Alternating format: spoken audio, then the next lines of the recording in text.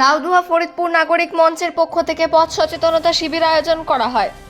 দুর্গাপুর ফরিদপুর ব্লকের ঝাঁঝরা কলোনির শহীদ ক্ষুদিরাম বোস ক্রীড়াঙ্গনে শনিবার বিকেল 5টা নাগাদ ঝাঁঝরা কলোনির শহীদ ক্ষুদিরাম বোস ক্রীড়াঙ্গনে রাস্তায় দুর্ঘটনা আটকাতে প্রায় 500 জনের হাতে হেলমেট তুলে দেওয়া হয়।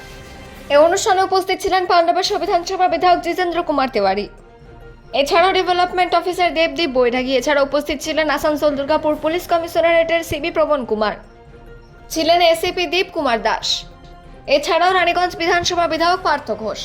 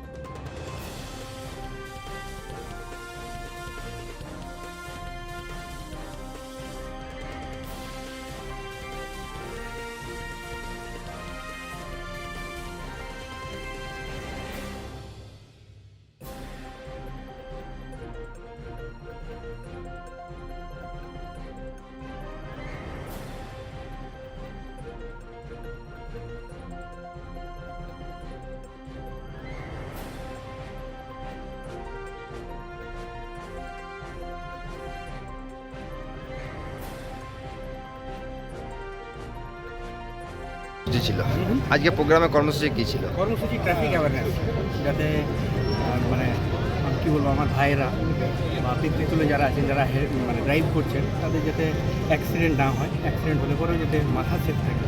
আমরা দেখেছি আমার কাছে মানুষকে হারিয়ে, তাই আমরা এই মানে প্রয়াস করেছি আর কি, যাতে মানুষের অ্যাক্সিডেন্ট হলে পরে মানুষ সুস্থ হয়ে উঠতে পারে, সেই স্কোপটা যাতে মানুষের থাকে, সেই প্রয়াস আমরা করছি।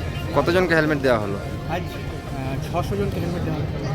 এর পরবর্তী পদক্ষেপ কী হবে? আমরা আগামী দিনে চেষ্টা করবো আরও ভালো প্রোগ্রাম করার, আরও ভালো অ্যাওয়ারনেস প্রোগ্রাম করার, ট্রাফিক রিলেটেড আরও কিছু করার, বা অন্য সমাজের যে অন্য দিক রয়েছে, মানুষ এখানে অনেক সুস্থ সজাগ হয়ে থাকতে, সেই প্রয়াস আমরা করবো।